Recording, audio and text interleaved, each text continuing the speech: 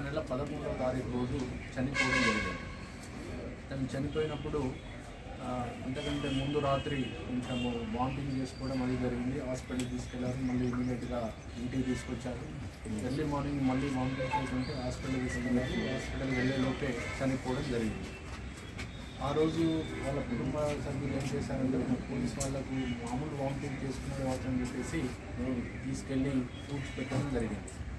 అయితే next day ఏం జరిగిందంటే ఇతని దినకర్మలకు ఆగినటువంటి బంధువులలో ఒక వ్యక్తి ఈ ఉప్పల్ నరేష్ ఇంతకంటే ముందు ఇతను చనిపోవడానికంటే ఒక రోజు ముందు కొంచెం మద్యం సేవించడం జరిగింది. ఆ బాటిల్ ఇంట్లోనే ఉంది. ఆ బాటిల్లో కొంచెం మద్యం కూడా మిగిలిపోయి ఉంటే ఈ ఫంక్షన్కి వచ్చినటువంటి వాళ్ళ బంధువు ఒకతను ఆ మద్యం సేవించడం జరిగింది. ఆ మద్యం సేవించిన తర్వాత ఇమ్మీడియట్గా అతనికి వామిటింగ్స్ ప్రారంభమయ్యాయి. మద్యం తాగిన తర్వాత ఎందుకు వామిటింగ్స్ వస్తుందని చెప్పి హాస్పిటల్ తీసుకెళ్లారు. హాస్పిటల్లో డాక్టర్ పాయిజన్ కలిసినట్టుగా అనుమానం వ్యక్తం జరిగింది. ఈ అనుమానాన్ని బేస్ చేసుకొని వాళ్ళ తల్లి పుట్టల నరేష్ ఒక తల్లి పుట్టల చుట్టమ్మ వచ్చి పోలీస్ స్టేషన్లో ఫిర్యాదు చేశారు. ఇదంతా సంఘటనను వివరిస్తూ ఇట్లా ఈరోజు జరిగింది. ఆ రోజు నేను పోలీస్ కంప్లైంట్ ఇవ్వలేదు. కాకుంటే నిన్న మళ్ళీ మా బంధువులు తను వదిలిపెట్టినటువంటి బాటిల్లో ఉన్నటువంటి మద్యం సేవించడం వల్ల వామిటింగ్స్ అయినాయి. డాక్టర్ దగ్గరికి ఈ విధంగా చెప్పాను. మాకు అతని పైన అనుమానం ఉందని చెప్పేసి ఫిర్యాదు చేయగా మేము ఈ సస్పిషియస్ డెత్ కింద కేసును రిజిస్టర్ చేయడం జరిగింది.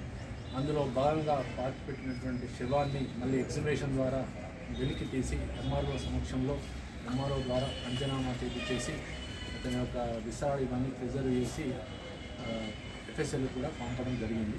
ఈ ఇన్వెస్టిగేషన్లో భాగంగా అక్కడ అంటే వాళ్ళ ఇంట్లో దొరికినటువంటి కొన్ని ఆధారాలు ప్లస్ ఇంకా ఇతర ఆధారాల ఆధారంగా మేము ఇన్వెస్టిగేషన్ ప్రారంభించాము. దాంతో తేలిన విషయం ఏమిటంటే గద్దల సాంబశివరావు ఇతని పినపాక మండలం ఉప్పాక గ్రామం అతనికి ప్లస్ ఈ చనిపోయినటువంటి పుట్టల నరేష్ యొక్క భార్యకు అంటే పుట్టల రజిత వీళ్ళకిద్దరికీ బంధుత్వం ఉంది.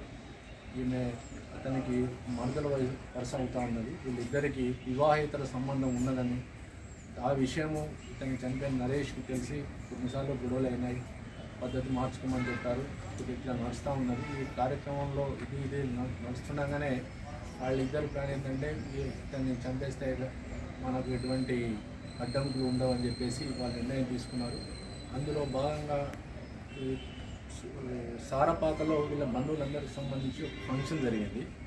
ఆ ఫంక్షన్ జరిగిన రోజు 11వ తారీఖు రోజు ఫంక్షన్ జరిగిన రోజు అక్కడికి ఈ సాంబశివరావు ప్లస్ ఇంకొక నిందితుడు నరేష్ అని ఇద్దరు కూడా వాళ్ళు వేసిన ప్లాన్ ప్రకారం ఏంటంటే ఒక ఎరువుల మందు షాప్లోకి వెళ్ళి ఒక పాయిజన్ తీసుకొని ఇతడు ఎలాగో ఇతనికి మద్యం సేవించే అలవాటు ఉన్నది కాబట్టి పుట్టల నరేష్కి ఇదివరకు కూడా గతంలో కూడా చాలాసార్లు కూర్చొని మద్యం తాగడం అంతా కార్యక్రమాలు జరిగేవి.